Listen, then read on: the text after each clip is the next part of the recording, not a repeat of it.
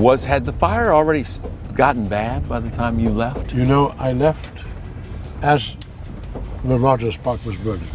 Ah. Okay, and it hadn't jumped up the canyon yet. Mm-hmm. And we left just in time.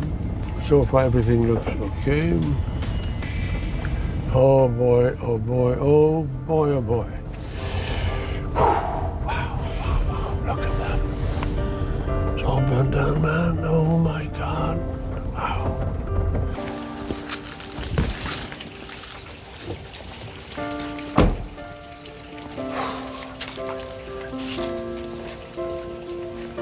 A lot of memories here, huh? 45 years, man.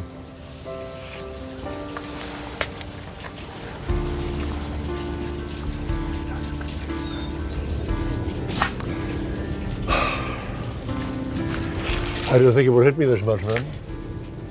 This was your garage right here? This was the garage right here.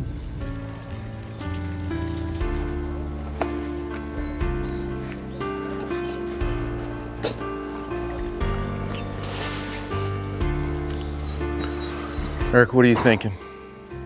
What are you thinking about? I'm devastated, man. I'm devastated. All the memories. I don't want my family to see this. No? No.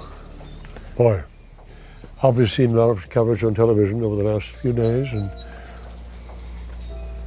never imagined this.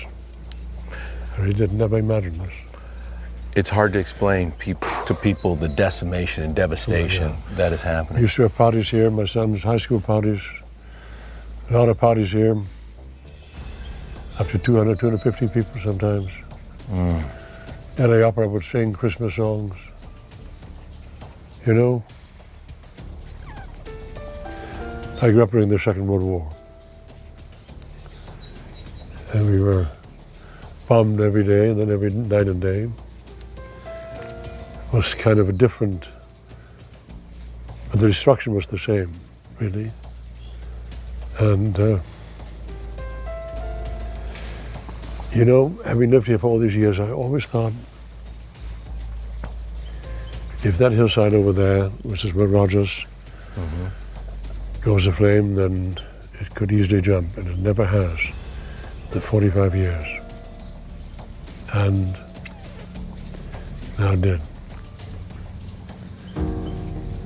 You know, when you watch TV, and you see all these news coverages of all these people losing their homes, I understand now. What do you understand now? What do you? It's such a feeling of loss, man. Indescribable. It leaves you totally disoriented. You know what's interesting is it's a sense of community because you can rattle off all your neighbors and you know them. Yeah. Next to me, the Grays, gone.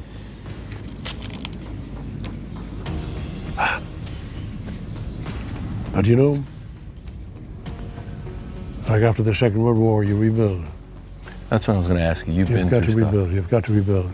You've got to rebuild. Gotcha, I gotcha. That's why I worked out all the time. It's my garage. Right there? There was a heavy bag here, yeah.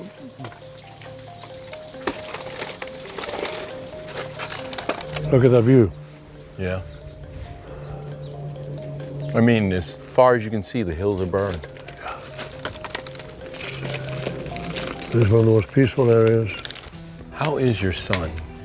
How's your son processing this? Or what? He's in London right now. He was there for the opening of Den of Thieves. And I've not shown him any of the pictures. He's coming home, I think, today or tomorrow. Yeah. Because as you know, Den of Thieves is opening, I think, today. Yeah, there was supposed to be a premiere today here in LA. Today was the LA premiere. Right. So it's awesome that Dad is representing. That's love. Proud of my boy. Yeah. Very proud of him. You know? That's what I was going to ask you is like, you know, A tough boy. You hope for success for your children, but when they are successful, what does it mean to you? Everything. Everything. More important than your own life, you know. Your children, grandchildren. My grandchildren are doing very well. Tati, Oksana, Angelica, doing very well. Let me ask you something. You rebuild this house, will you eventually pass it on to them? Yeah, That's what this is. that was the intention. This is why you have to rebuild. That was the intention. I mean, you know, my son had high school parties here. That's still the talk of amongst his friends, you know. And I presided over the German American Cultural Society, and where we cultivated German-Jewish dialogue, and we had many meetings here and parties here and all that. And, yeah, this brings back nothing but wonderful memories. My wife always organized everything for 250, 300 people sometimes. She loved this house. Oh my gosh, she built it. She built it. She's ready to build another one then. I hope so. We're getting on in age, but, you know. What did you take with you when you left? How did you choose? We passports. We didn't think it was going to come here because she had called the emergency. Someone said, "Don't worry about it. The wind is driving everything toward the ocean." Which was So we did not reckon with it coming here at all. That's why we lingered on, and only then really packed in the last hour. What I took, I forget. Passports, some pictures, some papers, but my God. You know, going through this, I'm sure one would find some pieces here and there, but that's too dangerous right now. Yeah. I'm sure once it's safe to go back in there, Right. there are keepsakes Right. in there. You know, I didn't realize how far this property extends. I see now, my goodness. This is a spectacular property. Let's it's not. a wonderful property. This is a wonderful property. When I came here about 45 years ago, we're looking around. I've been on mine now for about 5 years. We're looking around, and I looked at 30 different homes.